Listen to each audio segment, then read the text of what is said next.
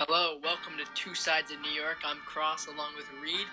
Today, we're going to get into some MLB off-season talk, a little debate about Noah Syndergaard and Luis Severino. Of course, we got the new proposed rule changes, and we'll get into NFL off-season talk, and at the end, we'll talk a little hockey. A little hockey. Yeah. I watch hockey a little more than Cross does now, even though he knows more hockey than me, history-wise. I've just got into it the past 3 seasons, but I guess more recently I've watched it. Yeah, but let's get right into the rule changes. Alright, so, rule changes. One we'll go into right away is the relief pitcher. So when you take a pitcher out, that next pitcher that pitches has to face at the minimum of 3 batters. I'm a little mixed on that because the way the Yankees bullpen works with lefties and righties, you might want to bring in Betances for 1 out in the 8th if you have Britton coming in the 8th, or you might just want Betances to get 1 out. So does that mean that you have to have him pitch 2 outs in the 9th and then Chapman comes in for 1 out? So that can mess some teams up that way. What's your take on this? Yeah, I think it's I think it would be like per inning, Like if the inning changes, I think you could bring in somebody else. You know what I'm saying? I don't think it would carry on to the next inning. Okay. Well, but yeah, I don't like it because it's like you want the best matchups. You know, you want if a lefty's up at bat, you want a lefty pitcher to combat him. You know, that's just how baseball's been for years, and I don't think they should take that away. Yeah, no, I don't think so either. Especially in postseason play. I mean, you can see this 1 out, and especially how teams are now, and that would kill the opener from even going anywhere. It would have lived in 2018 if this went through. That would definitely kill the opener. But Mad Bum would like that. Yeah, Mad Bum says to Bruce Bochy, he says, if you use an opener in my game, I'm walking right out the ballpark. I mean, that guy's he's a savage, bro. Classic Mad Bum. I want to see him on a winning team again. I mean, he's got a couple World Series. I don't feel bad. I don't feel bad for the guy that he's on a shitty team now, but I want to see him on a competitive team again. Yeah, I know. I mean, jeez. I mean, if there's a piece to put the Yankees over the top, I think he would be it. Yeah. But I'm not going into that. Next is pitch clocks. So there's been a pitch clock for a while being discussed. What do you think about a pitch clock, Cross? I'm all for that. Me as well.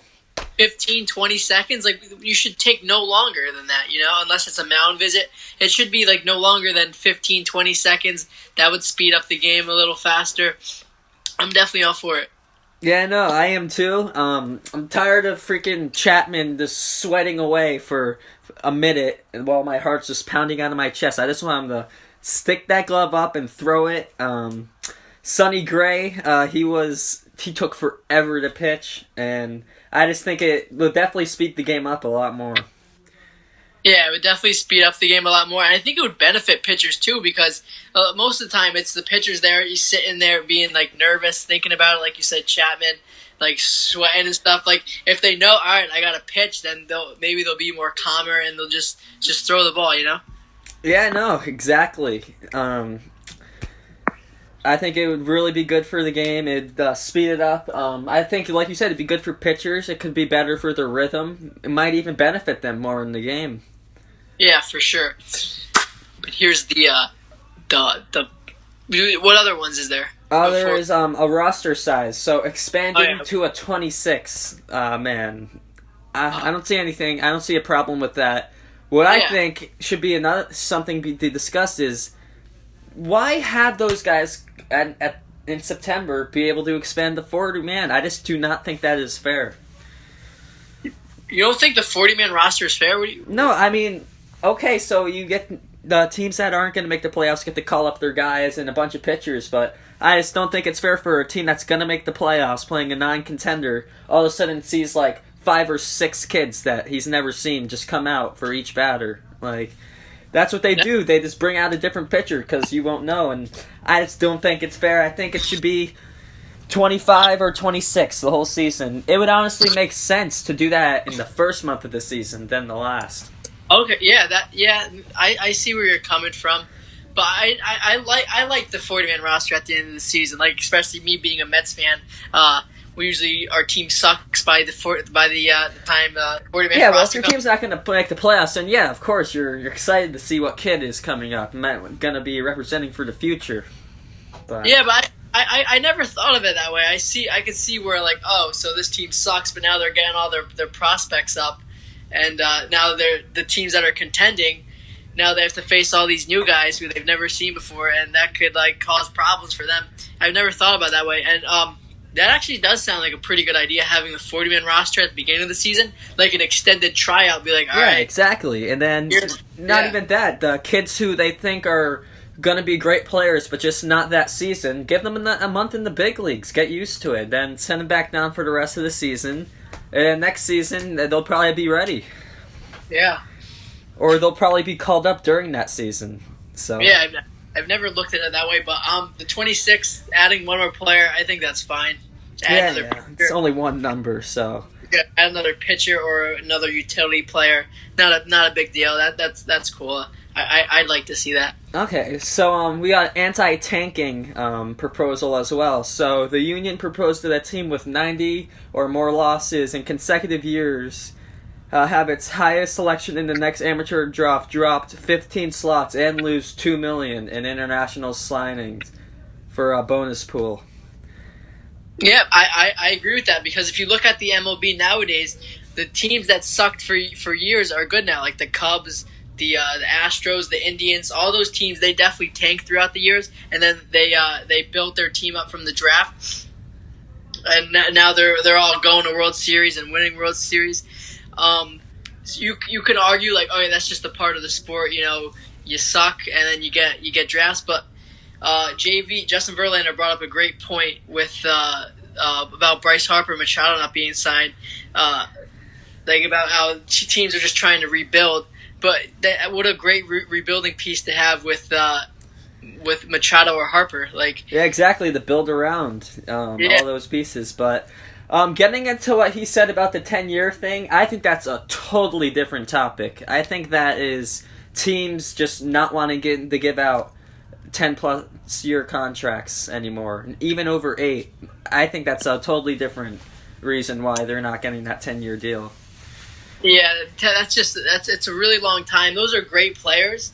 You don't know what's going to happen. Yeah, you don't know. Even 8 years is pushing it. Like David Wright, a prime example. He was at the prime of his career when the Mets signed him to his huge contract, and then like 2 years later, he was done with all of his injuries. Yeah, exactly. So you can be a player at the caliber of Manny Machado, Bryce Harper, or even David Wright, who had one of the sweetest swings I've seen. They can just have a catastrophic injury. It sucks, but it can happen. And if you ink him for $300 million, that's all guaranteed. So yeah, but back on the tanking rule proposal, I'm kind of on the fence with it, because I feel like you can build a really good team with the draft, and that sometimes you just suck, even if you're not trying to tank. I feel like I don't think the Orioles are tanking. Like, do the Orioles even have spending money? I don't think they do.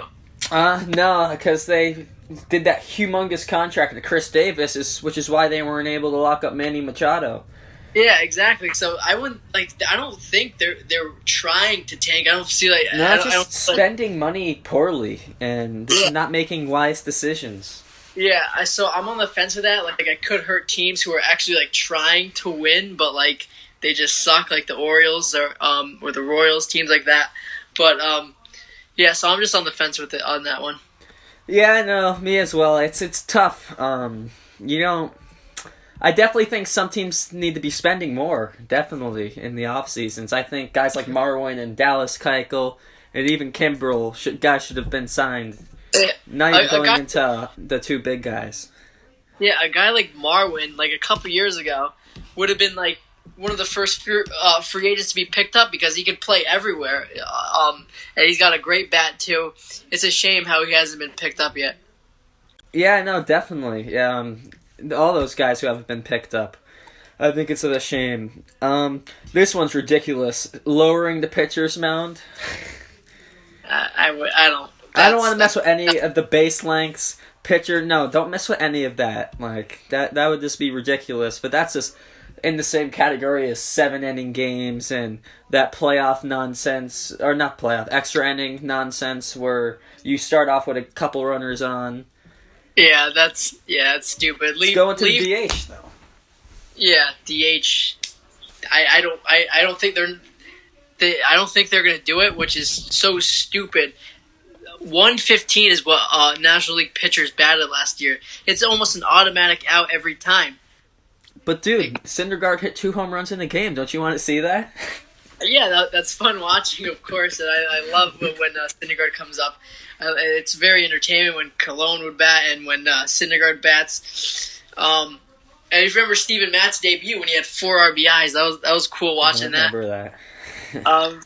But come on, 115, that's like just not competitive at all. I believe the DH for American League batters is 244, something along those, which is like so fucking good compared to 115. Yeah.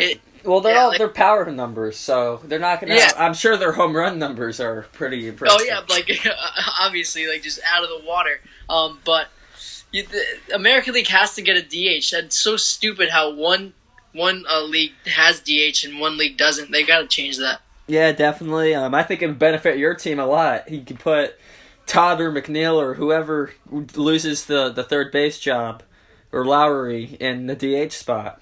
Yeah, and then when Cespedes comes back, you have Cespedes as a DH. Yeah, exactly. That would definitely help the Mets with all the injuries they have take players, put not as much strain on their body. Exactly. And in the middle of the season when we do suck, we could just put Syndergaard as DH. Exactly. Like this. I mean, it almost with Jake when he swung last year, that could have cost him his Cy Young season. Remember when he hurt his elbow? Yeah, that was scary. I was watching that plate appearance and I was like, oh, he's done. I'm so surprised. I think he missed one start. Yeah, no, that was definitely a sigh of relief. Yeah. Any more rule changes? Nothing too major that I don't think we should get into. I think we covered the major ones. But let's go into who do you think the Mets can still sign, Cross? Or they should still sign. Gio Gonzalez. Damn. Now what am I gonna say, man? Okay, I'll say this. I'll say, why don't we just sign Bryce Harper? We have the money.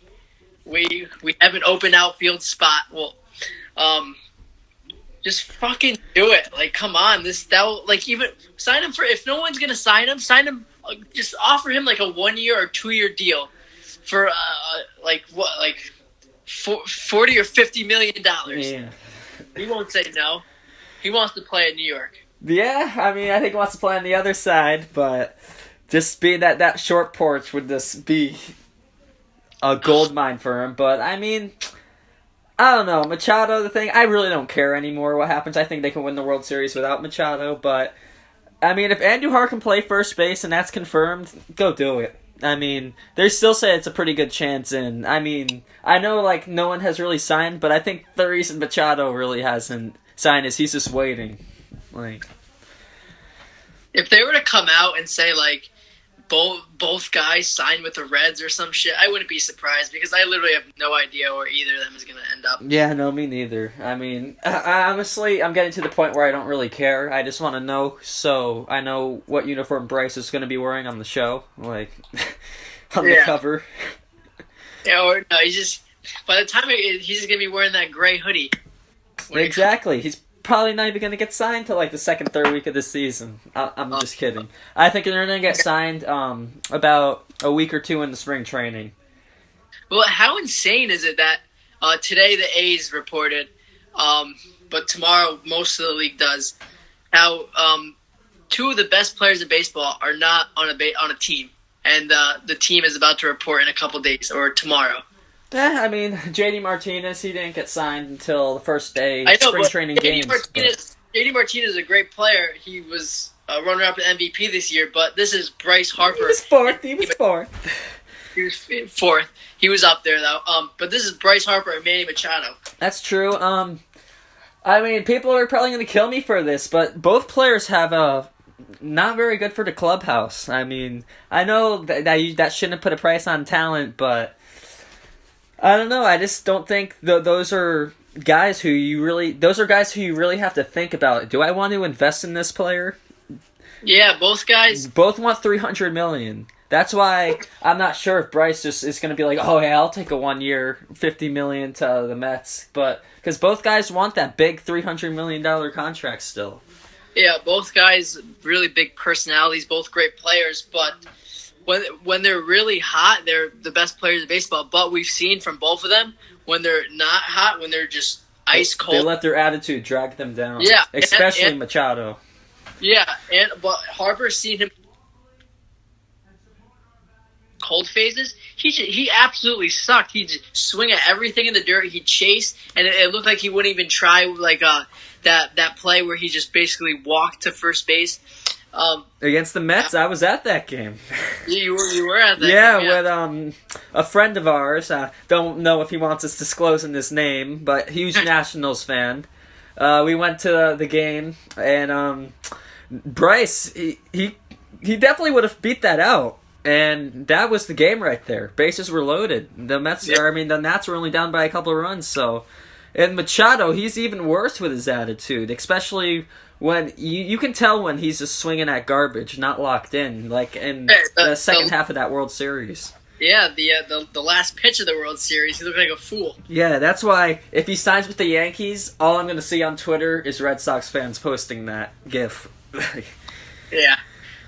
But besides that, and I think that covers up the Yankees and the Mets, but you want to get on to JT Realmuto signing to the Phillies?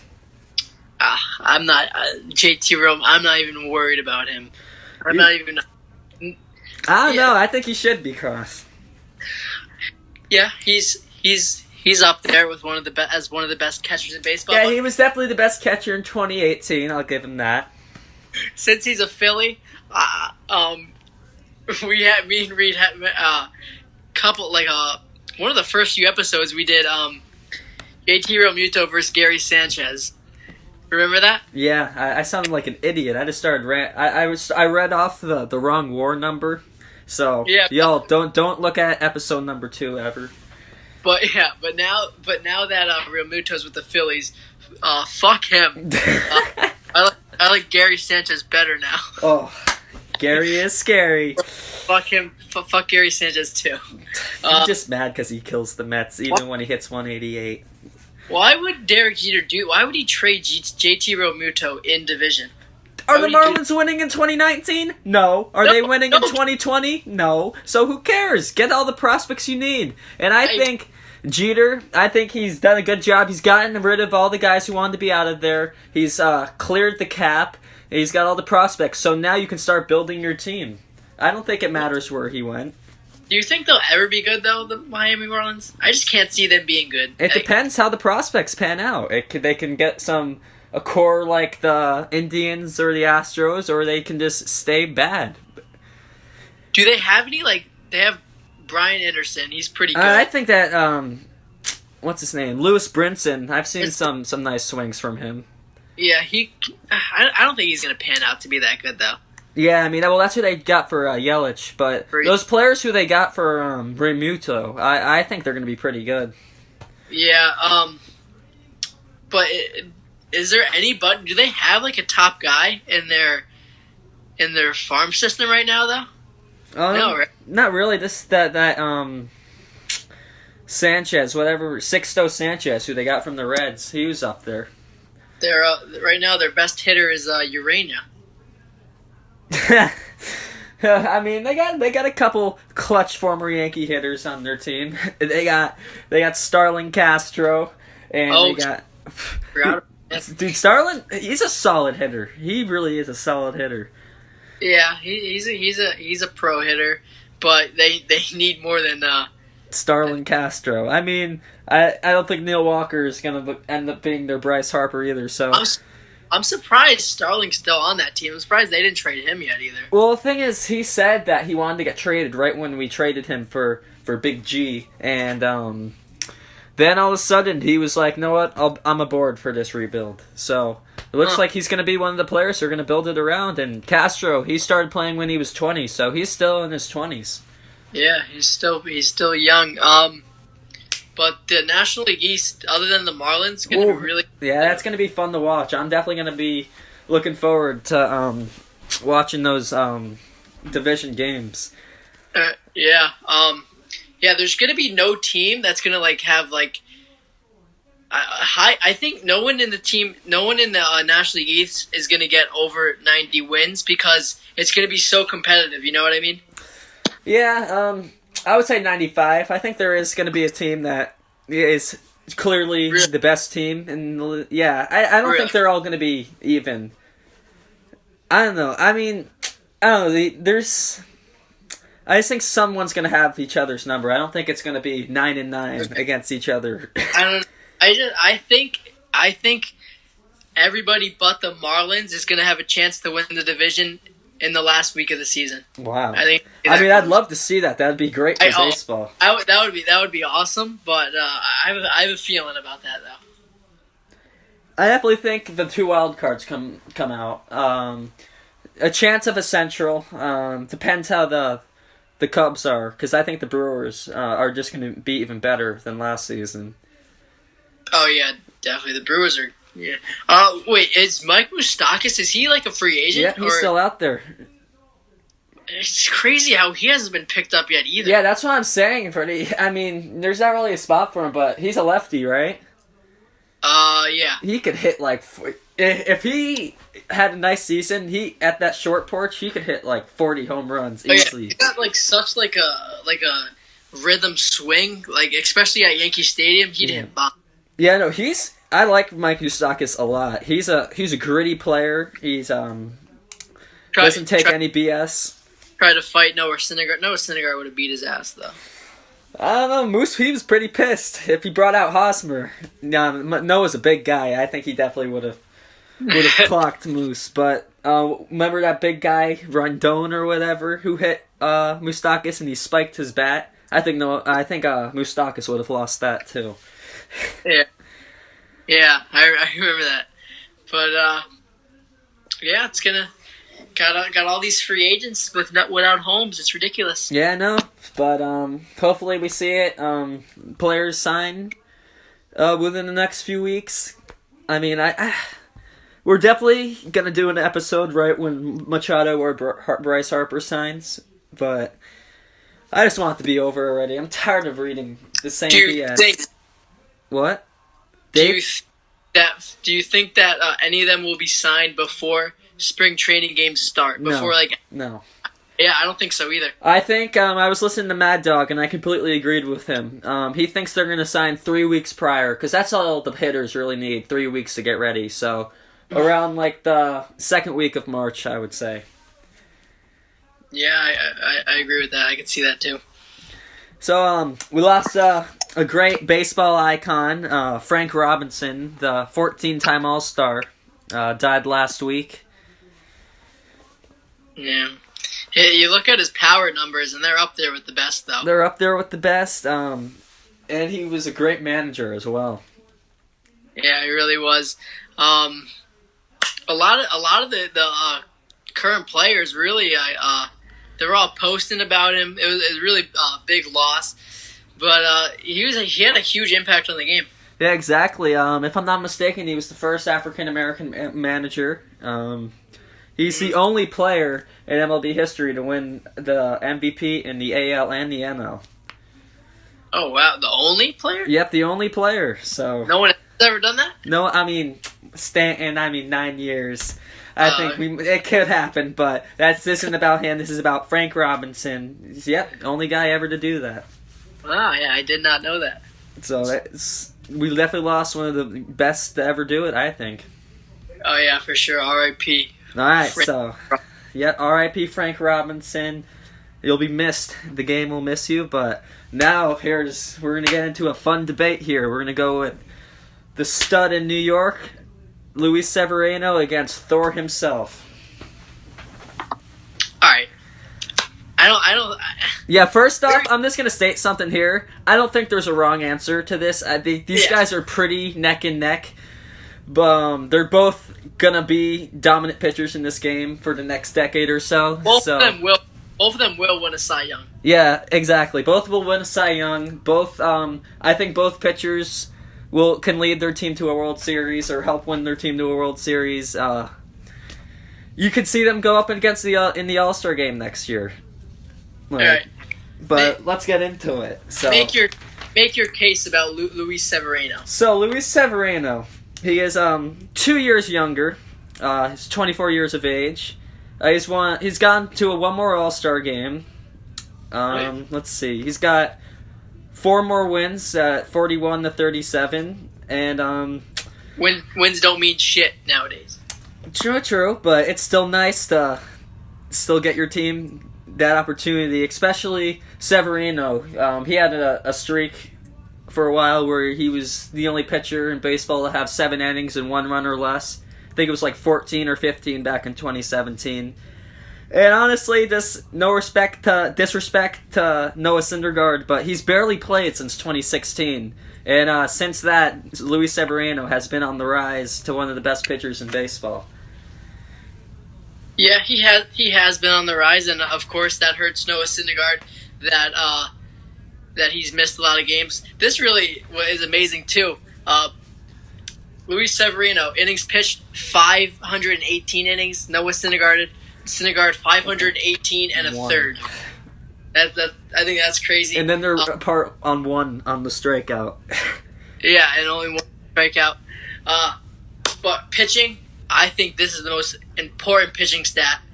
ERA, Noah Syndergaard 2.93 to Luis Severino's 3.51. The job when you're out there, of course you want to get wins, but the Mets hitting sucks. So that's not really Syndergaard's fault. He has to hit 2 home runs a game for the Mets to win. But the pitcher's job is to not allow runs. That's what Syndergaard does better than Luis Severino. Also, thing is, Luis Severino, his 2016 was absolutely horrendous. He had a 4.8 ERA. He did. That didn't help. That didn't help. He did. I'll agree with that. When he came up, he wasn't great at all. Yeah, he was a late bloomer.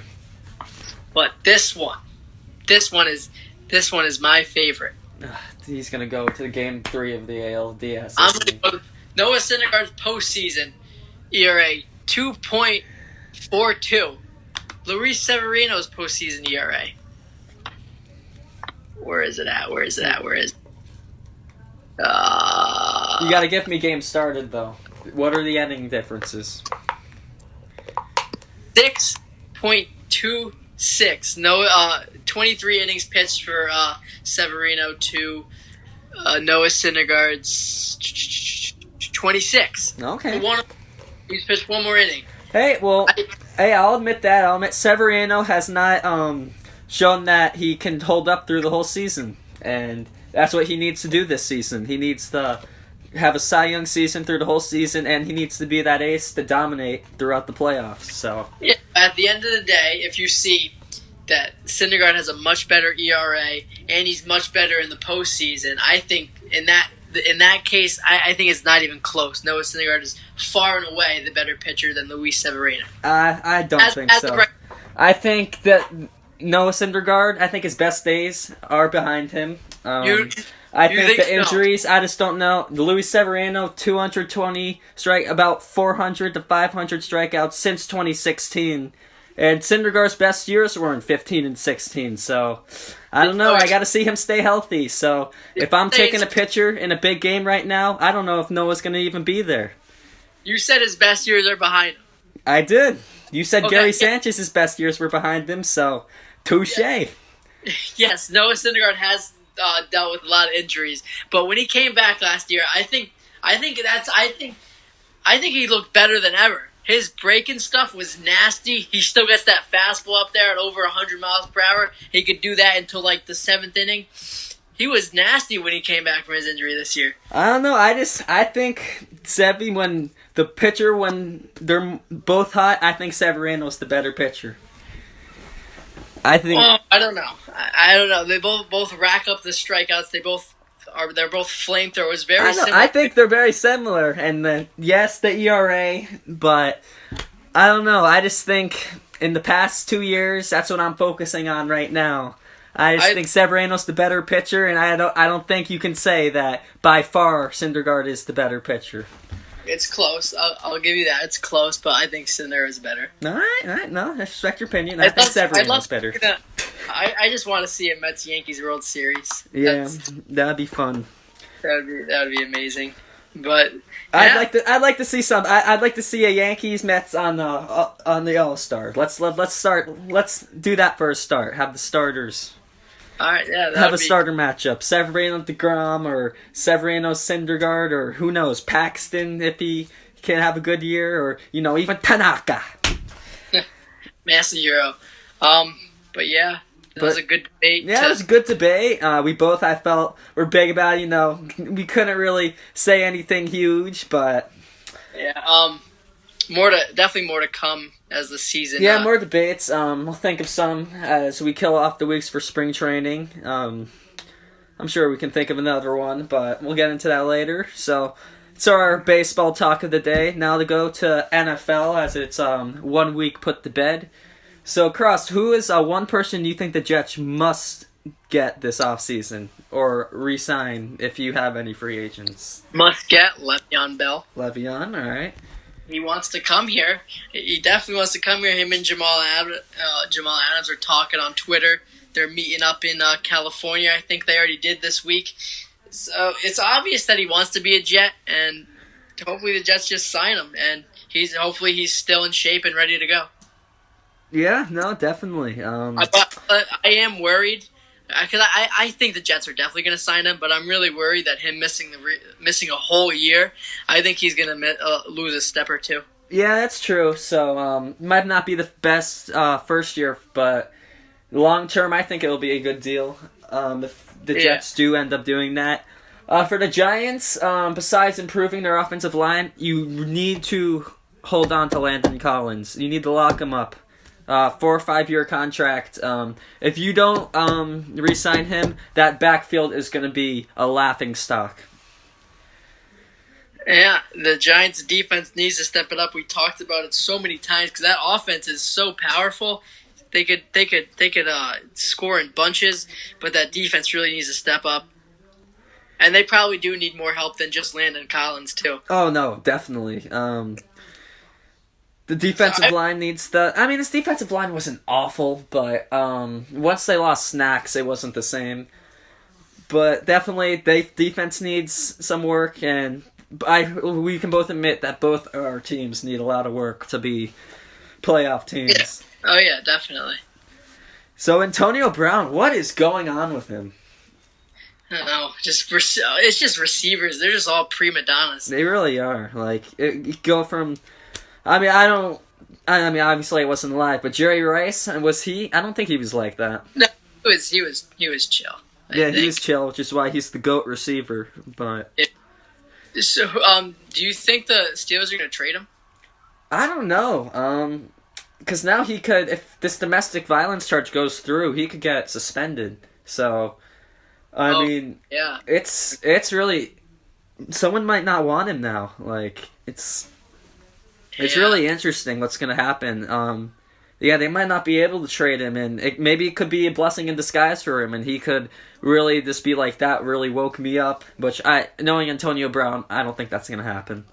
Yeah, I don't know, but I feel like, yes, he had that thing with recording Mike Tomlin, but other than that, up until this year, I never really thought he was, like a distraction or like a bad locker room guy like this, you know? I don't know. How do you see him on the sidelines? I mean, he's way worse than Odell. Yeah, he does whine a lot and stuff. It's a weird receiver thing. And cornerbacks too. But yeah, I like Antonio Brown. I think he's a really good player. Oh, no, I like him too.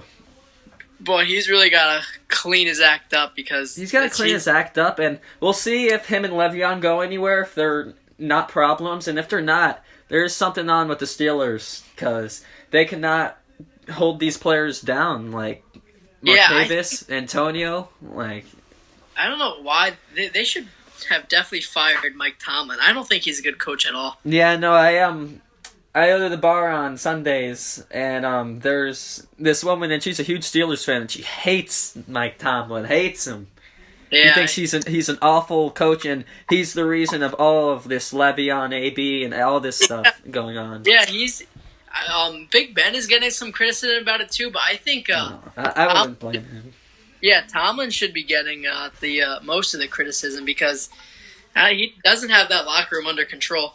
No, not at all, and I don't think that can change. So I think this is going to be his last year as the Steelers coach because I don't think they're going to make the playoffs this season. No, I don't think they will either. I don't think they will either.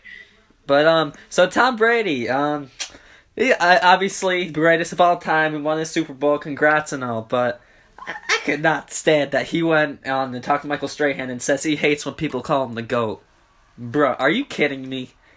Like, this man walks into Kansas City for practice for the AFC Championship and says, I'm the baddest motherfucker alive. And now he's saying he hates being called the GOAT.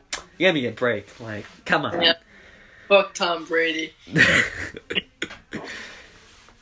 But, it is weird being called the GOAT because, like, up until a few years ago, if you were called the GOAT, that means, like, oh, you're the person to blame, you know? Yeah, exactly, the scapegoat, so. The scapegoat, yeah. But no, Strahan was just, like, literally the greatest of all time. He's like, no, I'd rather just have people say that I suck.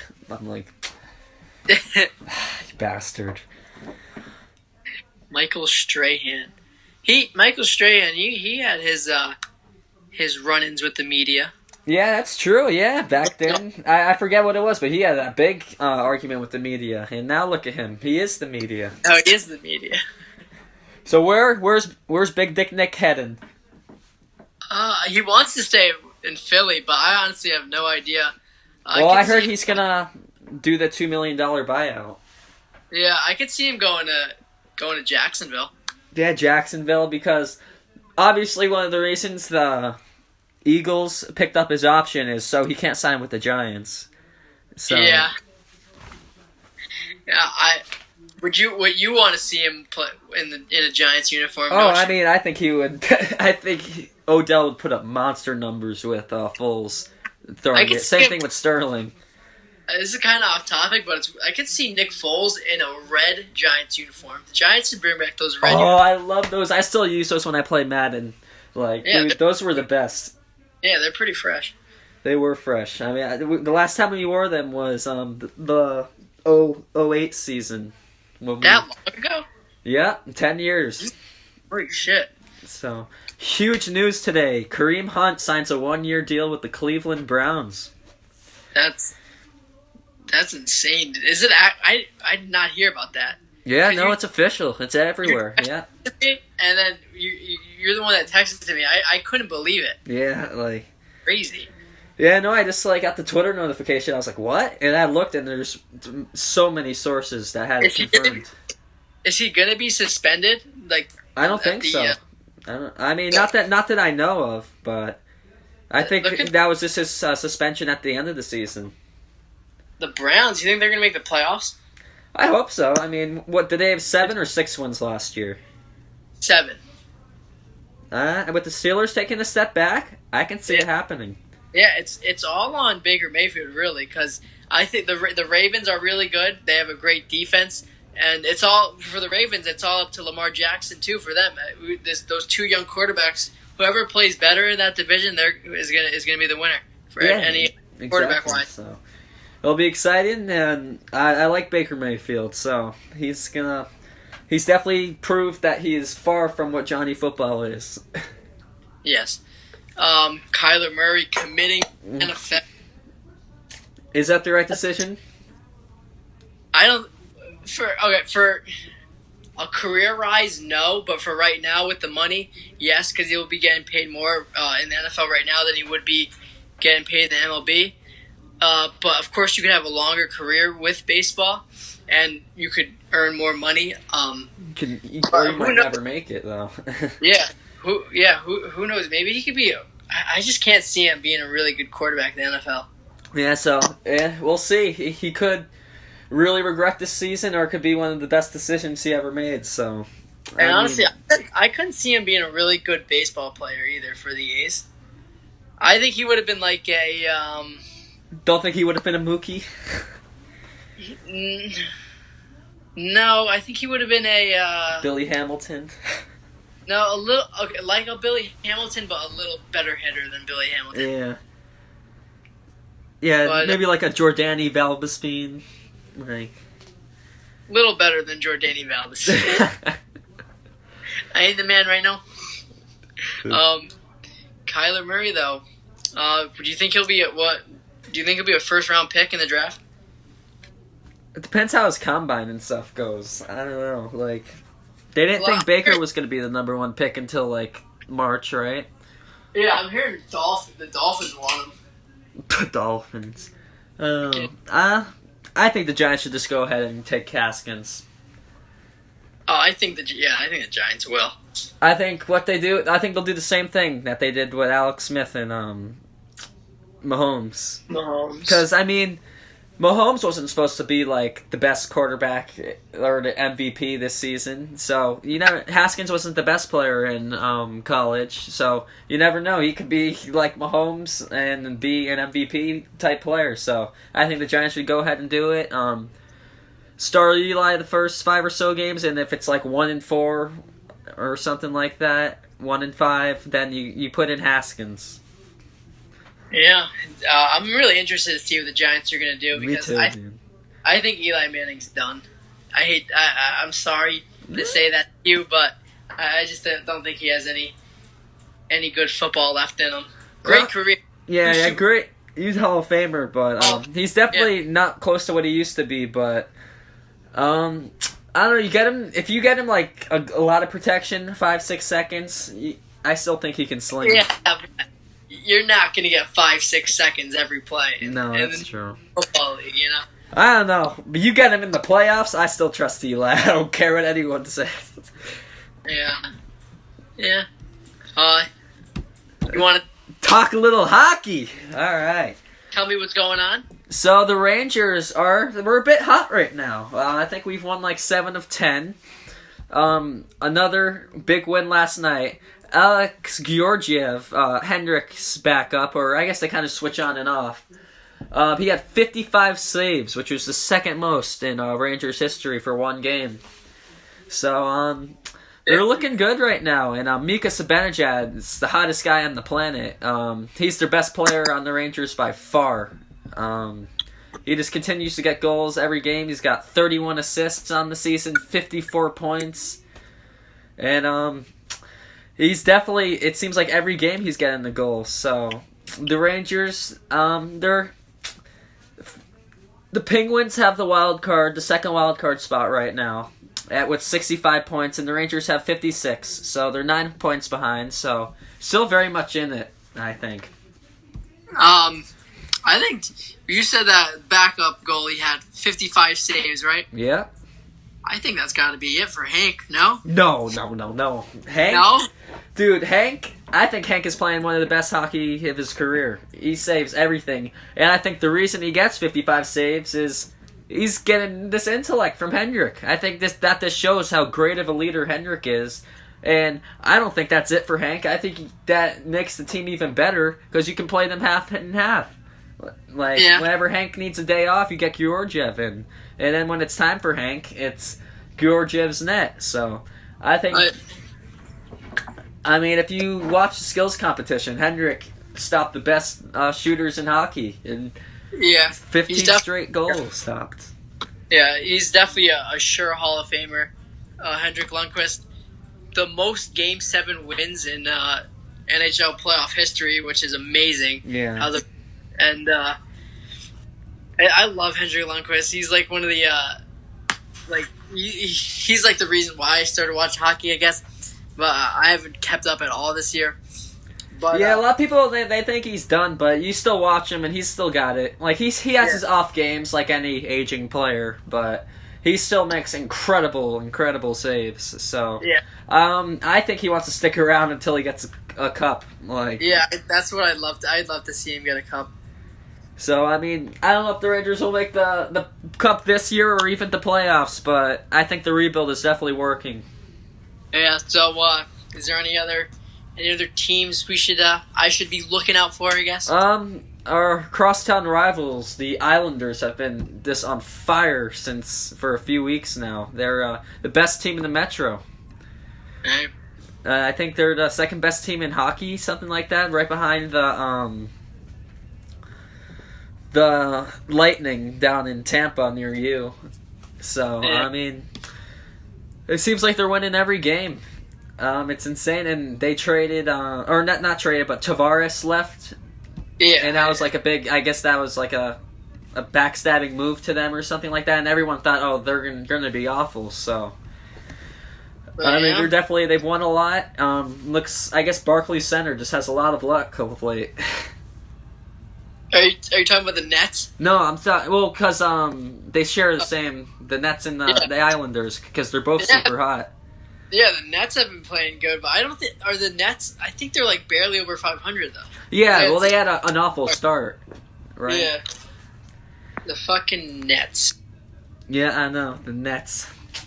I hate the NBA. Is so like weird how players could just say, "Oh, I want to get traded," and they'll just get traded the next day. It's so funny. Yeah, I know. Well, it did happen to Anthony Davis. No, they kind of. LeBron wanted him so bad. He basically said, "I'll trade everybody to get Anthony Davis." Yeah. But then they ended up. Well, Anthony Davis said he regardless when he's a free agent, he's going to sign with the Lakers. Like he literally said that. Like. I'm gonna start watching basketball again once the Knicks get Kevin Durant next year. If or when? When they get. What about Kyrie? They'll get him too. Kyrie, I mean, people talk about LeBron being arrogant. Have you ever heard Kyrie talk, dude? Oh yeah, he's pretty arrogant too. What did he say? He said, "I don't owe anyone shit." When they said if he's going to resign with the Lakers, after he said he would last August. Yeah, jeez.